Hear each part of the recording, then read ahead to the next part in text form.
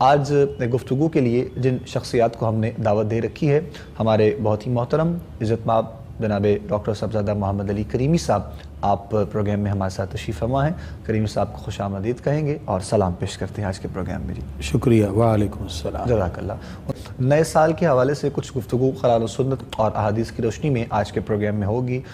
جس کو happy new year بھی لوگ کہتے ہیں، اور ویسے الفاظ میں تو کہنا بھی چاہیے، لیکن اس کے پھر جو منانے کے انداز ہیں وہ کس انداز میں ہونے چاہیے۔ ہر بندہ اپنے اپنے جانب سے اپنے اپنے طریقے سے نئے سال کا آغاز جو ہے وہ کرتا ہے، لیکن انشاءاللہ پروگرام راہ فلاح میں ہماری کوشش رہے گی تمام عالم اسلام کے لیے جو احسن انداز اور جو قرآن و سنت کی روشنی میں ہم لوگوں کو ملتا ہے اس پر ہم لوگ جو ہے وہ گفتگو کریں۔ اس کے علاوہ انشاءاللہ ساتھ ساتھ آج کے پروگرام میں اقلیت جو ہے ان کے جو حقوق ہیں اس کے حوالے سے بھی انشاءاللہ ہمارے آج کے پروگرام میں گفتگو ہوگی۔ گفتگو کا آغاز ہم کرتے ہیں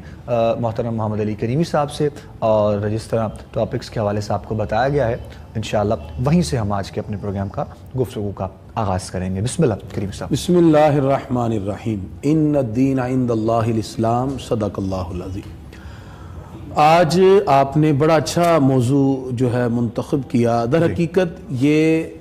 ڈومینز تو دو بنتی ہیں، ایک تو اقلیتوں کے مائنورٹی کے رائٹس اور حقوق ہیں، بالکل ٹھیک، اور دوسرے نئے سال کی ابتدا اور آمد کے سلسلے میں کون سے پیرامیٹرز ہیں جس کو فالو کر کے ہم ایک مسلمان ہونے کی حیثیت سے اس کو سیلیبریٹ کر سکتے ہیں۔ بالکل ٹھیک، لیکن دیکھا جائے تو دونوں کا معال ایک بنتا ہے، دونوں ایک ہی نقطہ پر جا کر متفق اور متحد ہو جاتے ہیں۔ سب سے پہلے یہ بات ذہن میں رکھیے کہ کوئی بھی معاشرہ جو ہے اس کی بنیادی اکائی فرد ہوتا ہے، جی، فرد سے افراد، بالکل ٹھیک، پھر افراد سے آگے گھرانے، گھرانے سے پھر آگے معاشرہ، اور معاشرے سے پھر آگے ممالک بنتے ہیں، اور اس طرح ایک معاشرہ، یعنی معاشرہ عشر سے بنا جس کا معنی مل جل کر رہنا۔ تو ایک اسلام کا خوبصورت جو اسلامی معاشرہ ہے وہ بہت سی خصوصیات کے ساتھ اور بہت سی جامعیت کے ساتھ کچھ پہلو انفرادی طور پر اپنے دامن میں رکھتا ہے۔ بالکل ٹھیک۔ اسلامی معاشرہ ہمیں در حقیقت جو اقلیت ہیں، مائنورٹیز ہیں، جو غیر مسلم ہیں، ان کو چار طرح سے حقوق دینے کی بات کرتا ہے۔ ٹھیک، اسلامی معاشرہ یا اسلامی تہذیب یا اسلامک سیویلائزیشن یا اسلامی کلچر اور ثقافت کے اندر جو چیزیں مسلمان کے لیے نمایاں خد و خال کے ساتھ ہیں، جیسے کہ ہم مسلمان ہیں، ہم توحید پہ یقین رکھتے ہیں، رسالت پہ یقین رکھتے ہیں، بنیادی عقائد، ہمارے اعمال، زندگی گزارنے کے طریقے، یہ ساری چیزیں ہماری باقی مذاہب سے جدا ہیں۔ اور اس کے ساتھ ساتھ اسلام نے جو مائنورٹیز ہیں، جو اقلیت ہیں، اقلیتوں کے بارے میں اسلام نے جو چار حقوق دیے، اسلام کہتا ہے کہ تمہارے معاشرے میں رہنے والے جو غیر مسلم ہیں ان کا پہلا مذہبی حق ہے، وہ اپنی مذہبی آزادی کے مطابق جیسے چاہیں اپنے مذہب کے مطابق زندگی گزار سکتے، اسلام اس کو حق دیتا ہے۔ دوسرا حق اسلام ان کو معاشی حق دیتا ہے، وہ اپنی اکنامک ویلیوز ہیں، ایکٹیویٹیز ہیں، اس کے اندر جیسے چاہیں اپنے معاش کو بہتر کرنے کے لیے، اپنی معاشی قدروں کو بہتر کرنے کے لیے جیسے چاہیں وہ اپنا کام، کاروبار، تجارت جو چاہے کر سکتے ہیں۔ اسلام ان کو معاشی حق دیتا ہے۔ بالکل ٹھیک۔ تیسرا ان کا معاشرتی حق ہے، جی، سوشل ایکٹیویٹیز کے اندر، معاشرتی اقدار میں وہ جیسے چاہیں معاشرتی طور پر اپنی زندگی گزاریں، بالکل شامل ہو سکتے ہیں، بالکل شامل ہو سکتے ہیں، وہ مکان خریدیں، وہ پلاٹ لیں، معاشرتی طور پر جو اسلام نے ان کو رائٹس دیے۔ اور اس کے بعد ان کا چوتھا حق سیاسی حق ہوتا ہے، ٹھیک ہے، اور پولیٹیکل رائٹس کے اندر باقاعدہ الیکشن میں ان کی سیٹیں ہوتی ہیں، اقلیت پہ الیکشن ہوتا ہے، اور اس طرح یہ جو چار حق ہیں، معاشی، معاشرتی، مذہبی اور سیاسی، یہ چاروں کے چاروں حق اسلام نے دیے۔ اور میں سمجھتا ہوں دنیا میں شاید ہی کوئی ایسا مذہب ہو جو اقلیت کو اتنے زیادہ حق دیتا ہے سوائے اسلام کے۔ ہمارے پیارے نبی صلی اللہ تعالی وسلم نے مدینہ منورہ میں آ کے جب اسلام کی بنیاد رکھی تو میثاق مدینہ میں غیر مسلم بھی بیٹھے، بالکل ٹھیک، آقا علیہ الصلوۃ والسلام نے ان سے کانٹیکٹ کیا، صلح حدیبیہ میں کانٹیکٹ ہو رہا ہے، کچھ باتیں کفار کی مانی جا رہی ہیں، کچھ مسلمانوں کی، اس انداز میں یہ ساری کی ساری چیزیں ایک خوبصورت اسلامی معاشرے کے اندر پریکٹیکلی پائی جاتی رہیں، عملی طور پر۔ اور یہ ساری چیزیں پھر اخلاقی قدروں سے بھی جڑی ہوئی ہیں، یعنی جو مورل ویلیوز ہیں، جو ہماری اسلامی اخلاقی قدریں ہیں، ان میں بھی یہ چیزیں جڑی ہوئی ہیں۔ اب جہاں تک تو بات ہے ہمارا مسلمانوں کے اعتبار سے جو ہمارے قوانین ہیں، اصول ہیں، قواعد ہیں، ضوابط ہیں، اس کی امپلیمنٹیشن تو مسلمانوں پر ہوں گی، اور اسلامی نقطہ نگاہ سے ہمارا نکاح، طلاق، تجارت، بیع، شراء اور جتنے بھی قوانین ہیں وہ تو اسلامی نقطہ نگاہ سے مسلمانوں کے لیے ہیں اپنی جانب۔ لیکن اس کے علاوہ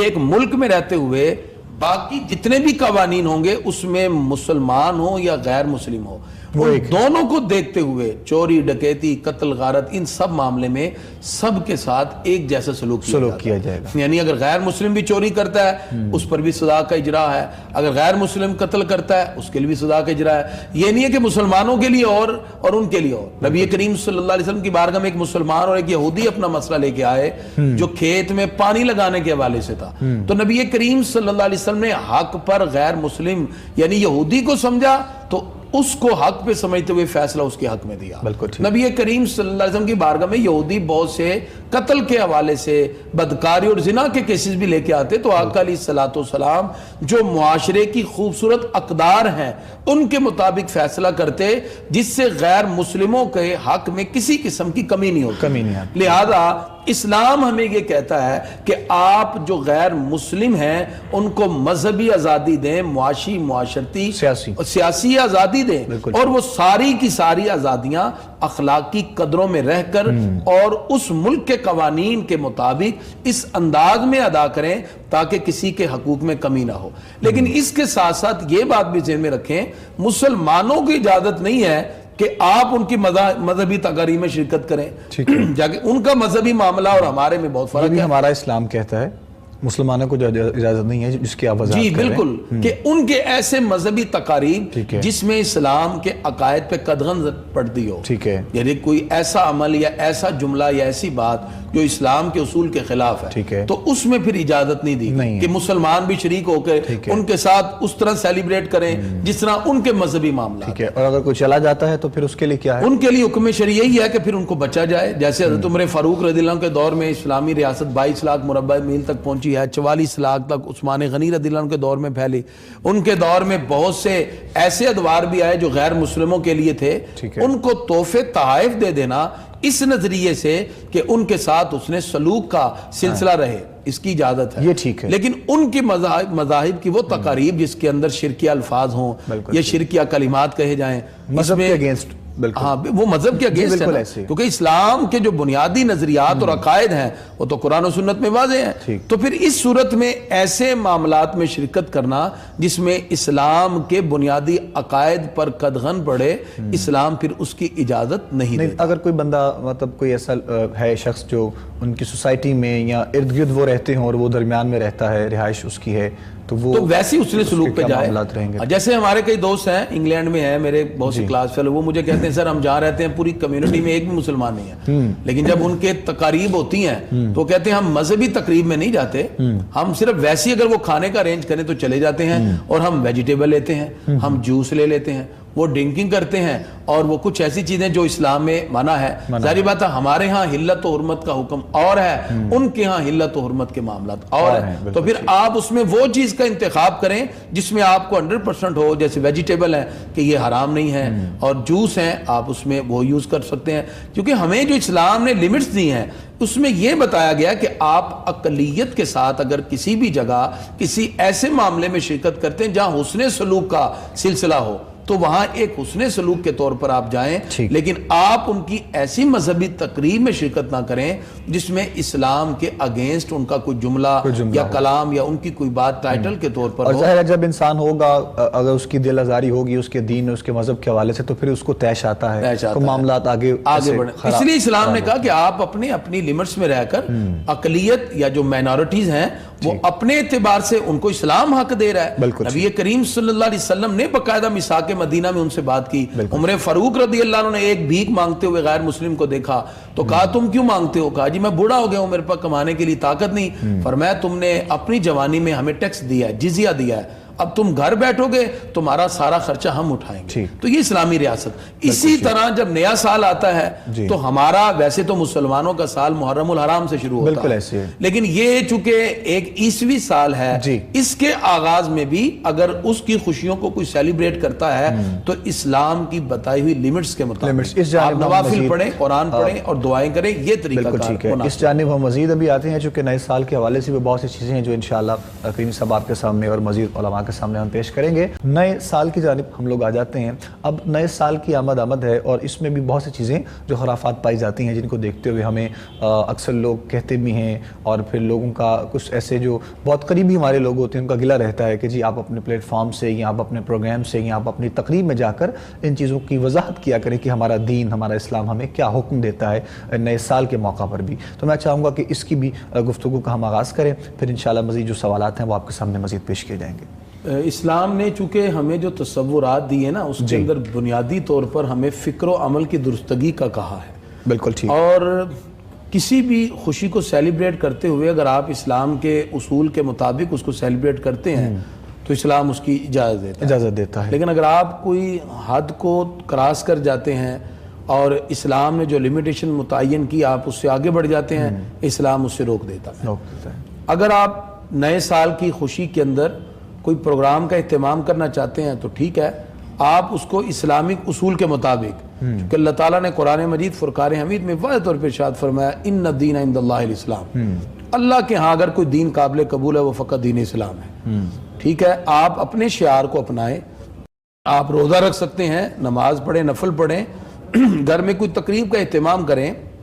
نبی کریم صلی اللہ علیہ وسلم کا ذکر خیر ہو, اور خاص طور پر ان ایام میں اگر آپ ایسا اہتمام کرتے ہیں تو سب سے پہلے آپ سیلف انالیسس کی طرف آئیں, اپنا تجزیہ کریں کہ گزشتہ سال ہم نے کیا کھویا اور کیا پایا, اور اپنی زندگی کا محاسبہ کرتے ہوئے آگے بڑھتے ہوئے ایک ایک دن پر نظر رکھیں کہ ہمارا آنے والا اگلا ایک ایک لمحہ ہمارا موت کی طرف بڑھتا ہوا قدم ہے. جب انسان ان چیزوں کی طرف غور کرتا ہے تو پھر یقیناً وہ نیکی اور صالحیت کی طرف بڑھتا جاتا ہے. حضرت شیخ سعدی رحمۃ اللہ تعالی علیہ جس طرح اپنے مقدمہ گلستان کے اندر آپ فرماتے ہیں, انسان جب تو خوشیاں اور نعمتیں دیکھ کر فرح و شاداں ہوتا ہے تو اس بات پہ غور کر کہ وہ رب ہے جس نے تمہیں یہ نعمتیں عطا کی. ابرو بادو مہو خورشید درکارند تاتو نانے بکفاری بغفلت نہ خوری. اے انسان, یہ ساری نعمتیں جو تیرے پاس آ گئیں یہ ساری کی ساری رب نے تجھ تک پہنچانے کے لیے کائنات کے ایک نظام کو مرتب کیا, اور یہ سب چیزیں تیرے پاس ہیں. اے بندے ذرا تو غور تو کر, جس رب نے تجھے اتنی نعمتوں سے نوازنے کے لیے پوری کائنات کے نظام کو متحرک کر دیا, تو اپنے رب کے لیے کیا کر رہا ہے؟ اللہ. یہ جو انالیسز ہے, تجزیہ ہے, سیلف اکاؤنٹیبلٹی ہے, آپ اپنے باطن کی طرف غور کرتے ہیں, صوفیہ سے مراقبہ سے تعبیر کرتے ہیں, اس سے پھر انسان کو اپنی آنے والی زندگی میں اور بہتری کی طرف بڑھنے کے جذبات پیدا ہوتے ہیں. نبی کریم صلی اللہ علیہ وسلم ارشاد فرماتے ہیں قیامت کے دن کوئی اپنے قدم نہیں اٹھا سکے گا جب تک کہ 5 سوالوں کا جواب نہ دے. اس میں پہلا سوال یہ ہوگا کہ پروردگار نے تمہیں جو زندگی دی تم نے اس کو کہاں گزارا. دوسرا سوال ہوگا تمہیں جوانی کی نعمت سے نوازا, تم نے جوانی کدھر گزاری. تیسرا سوال ہوگا تم نے مال کمایا کہاں سے تھا.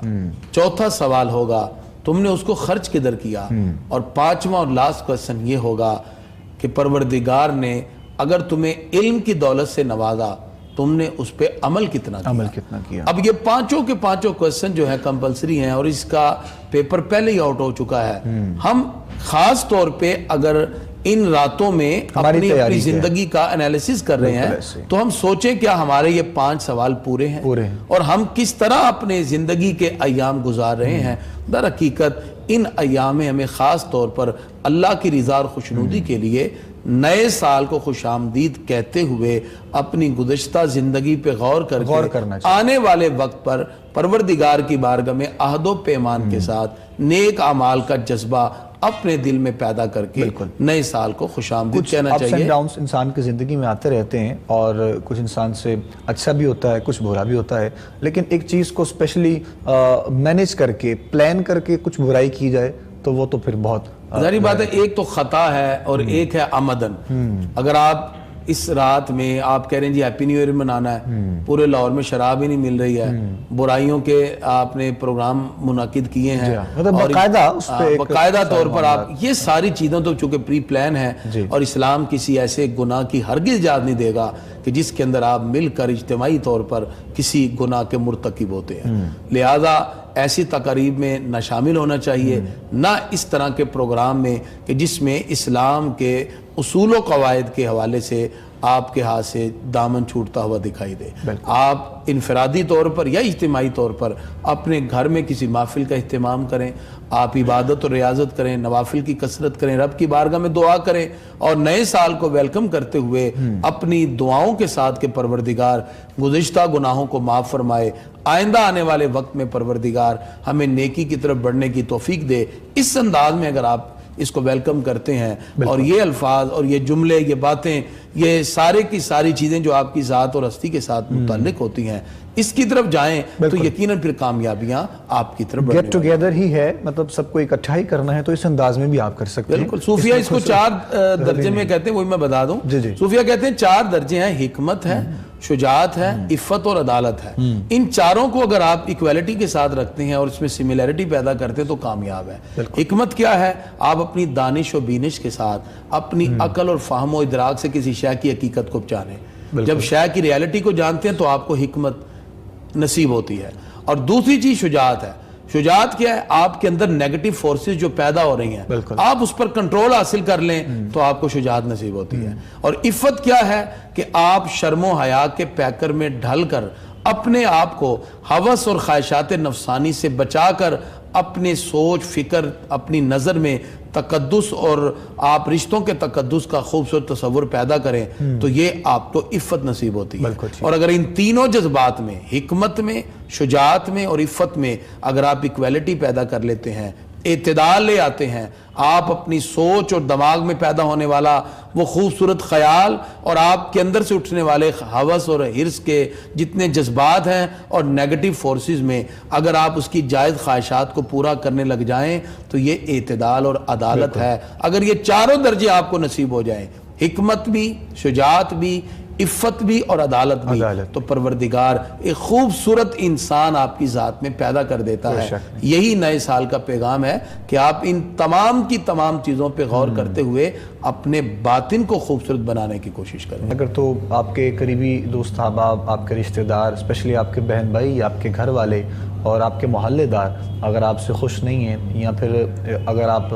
اس انداز میں ایک نئے سال کو آمد کو منا رہے ہیں، ویلکم کر رہے ہیں کہ آپ اپنے گھر والوں کو آنسو دے کر جا رہے ہیں اور لوگوں کو پریشان کر رہے ہیں، تو آپ یقین جانیے یہ ہیپی نیو ایئر اور یہ نیا سال بالکل ایسا نہیں ہے اور نہ ایسا منانے کا ہمیں حکم دیا گیا ہے۔ تو خدا را ان تمام دوست احباب سے، دیکھنے والوں سے، سننے والوں سے گزارش ہے، ریکویسٹ ہے کہ بہت آسان انداز میں نئے سال کو ویلکم کیجئے اور یہ دعا فرمائیں اور اس امید اور اس یقین کے ساتھ کہ مالک کائنات آنے والا جو نیا سال ہے، جو نئے دن ہیں سال کے، ہم سب کے لیے خیر و عافیت والا ہو۔ ملک پاکستان کی پروردگار خیر فرمائے، امت مسلمہ جہاں جہاں لوگ بس رہے ہیں ان کی مولا جو ہے وہ سب کی خیر فرمائے اور آپس میں پیار، اتفاق، محبت، آبرو کے ساتھ ہم سب کو زندگی بسر کرنے کی توفیق عطا فرمائے۔ ناظرین، آج کے پروگرام کا وقت ہمارا اختتام کی جانب پہنچ چکا ہے۔